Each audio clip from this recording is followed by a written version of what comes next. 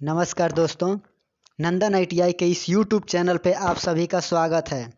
आज हम फिर से लाए हैं वर्कशॉप कैलकुलेशन एंड साइंस का टॉप 20 क्वेश्चन।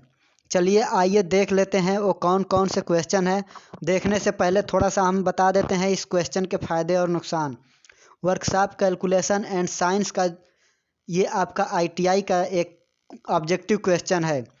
इसमें क्या होता है, ऑनलाइन जो एग्ज़ाम होता है इससे बाहर कुछ नहीं आएगा।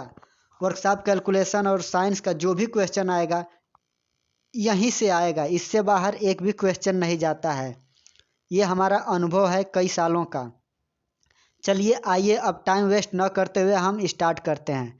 चलिए पहला क्वेश्चन देख लेते हैं। पहला क्वेश्चन क्या है, which one is non metal, इनमें से अधातु कौन सी है। तो चलिए देखते हैं कौन सी अधातु है। पहला दे रखा है क्या,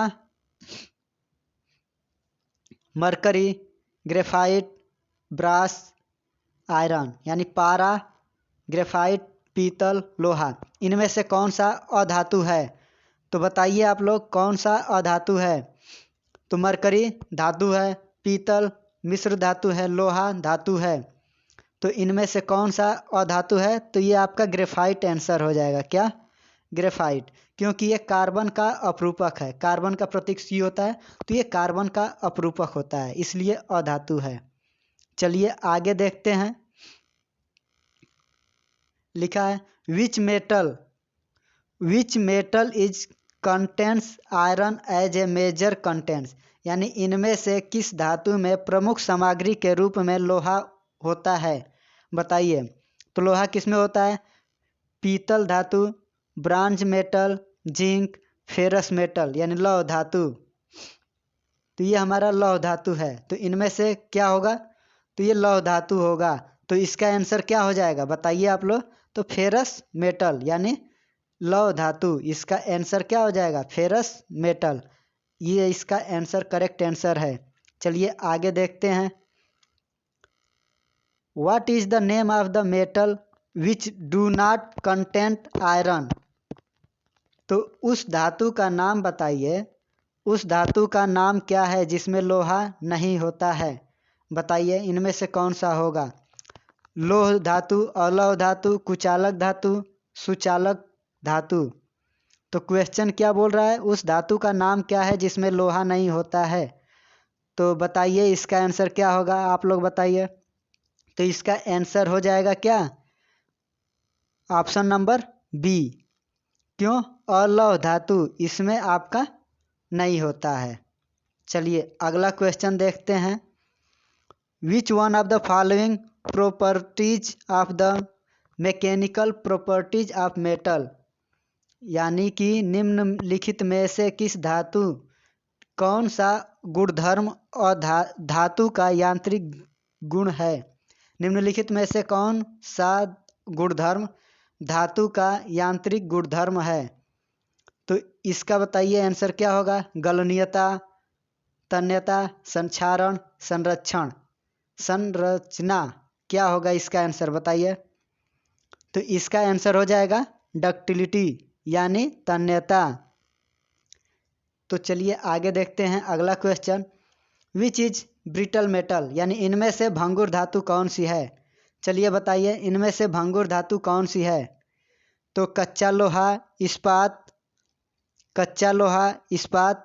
तो इनमें से आपका क्या हो जाएगा, कास्ट आयरन, कच्चा लोहा इसका आंसर हो जाएगा। तो अगला देखते हैं हम लोग।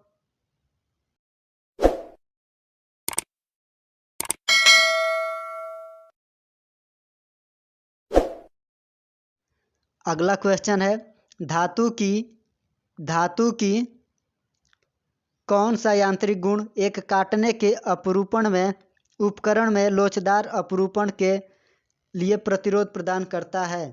यानी कि ये प्रतिरोध का मतलब रुकावट, तो रुकावट कब प्रदान करेगा, जब वह वस्तु हार्ड होती है यानी कठोर होती है। चलिए इसका ऑप्शन देख लेते हैं। तन्यता दे रखा है, क्या, तन्यता, आघातवर्धनीयता, कठोरता और चिमड़पन। तो इसका क्या होगा बताइए आप इसका आंसर। इसका आंसर क्या हो जाएगा, तो इसका आंसर हो जाएगा ऑप्शन नंबर सी, हार्डनेस। अभी हम बताए हैं रुकावट कब प्रदान करेगा, जब वह कठोर होगा। चलिए अगला क्वेश्चन देखते हैं, क्वेश्चन नंबर 40। धातु की कौन सा गुण बिना फ्रैक्चर के अस्थायी अपरूप के गठन में सक्षम होगा?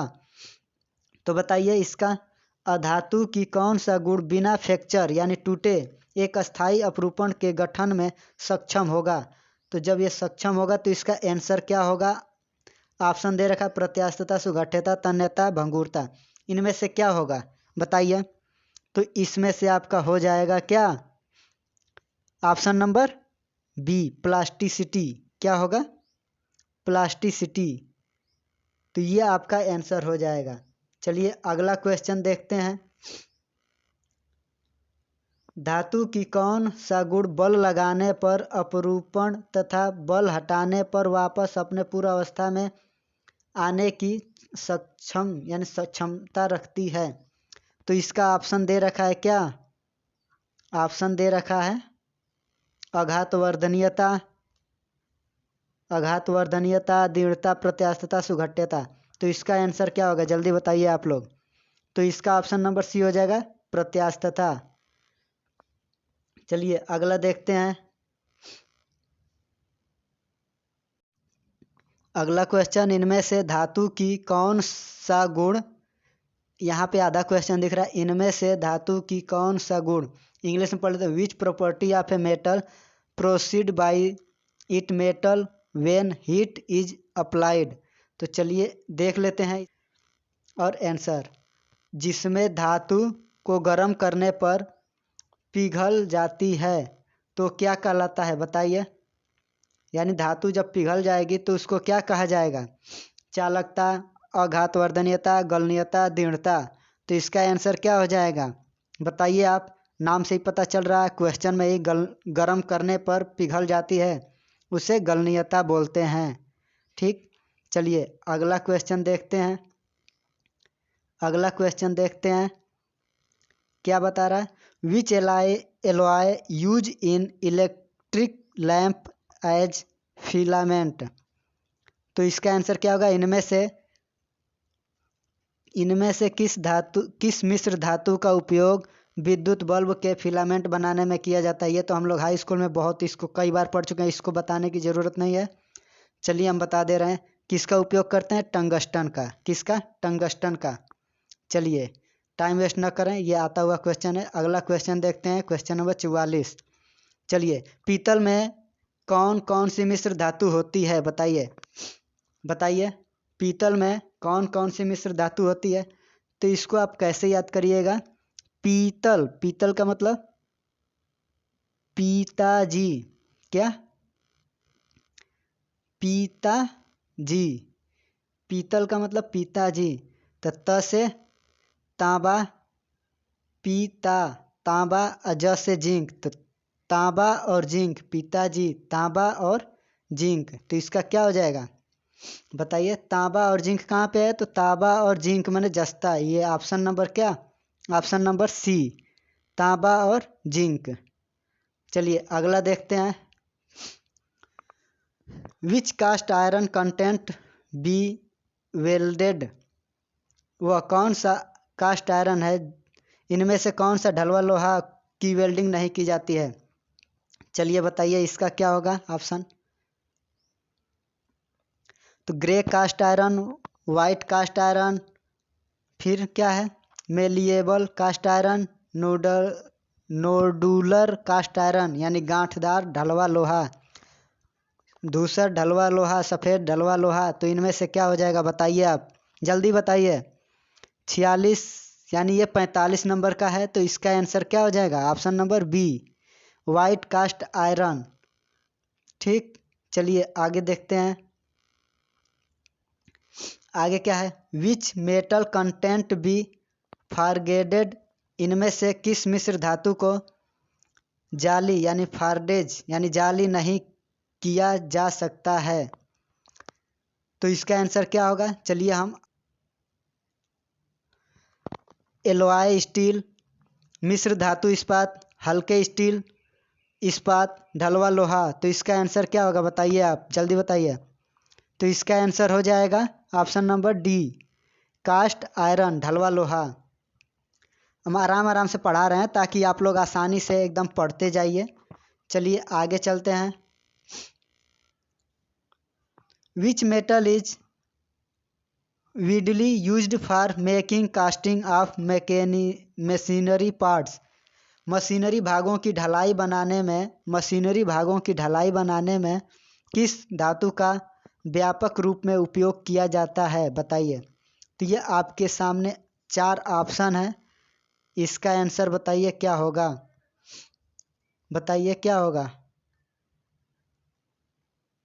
पहला है धूसर ढलवा लोहा, सफ़ेद ढलवा लोहा, पिटवा ढलवा लोहा, रफ आयरन। तो इसका क्या होगा। तो ऑप्शन नंबर ए, इसका ए हो जाएगा, यानी ग्रे कास्ट आयरन। चलिए आगे हम लोग देखते हैं। तो अगला बोल रहा है लौह अयस्क में पग आयरन बनाने के लिए किस भट्ठी का उपयोग किया जाता है। पग माने पिग आयरन, कच्चा लोहा। तो बताइए, ये आपके 4 ऑप्शन है, कपोला, ब्लास्ट फर्नेस, इलेक्ट्रिक भट्ठी, हल्के स्टील बैटरी। तो इनमें चारों ऑप्शन में से कौन सा यूज करेंगे। इसका आंसर क्या हो जाएगा बताइए आप। Option number C, blast furnace यानी भट्ठी।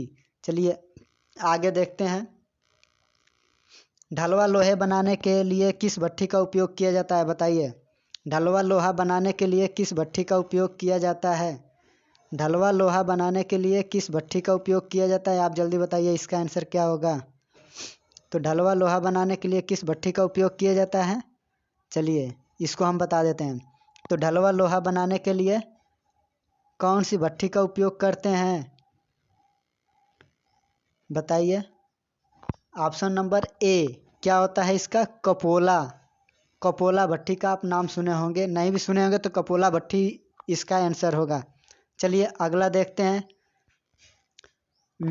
What is the other name of low carbon steel. निम्न कार्बन स्टील का दूसरा नाम क्या होता है। तो ये आपके 4 ऑप्शन दे रखे हैं।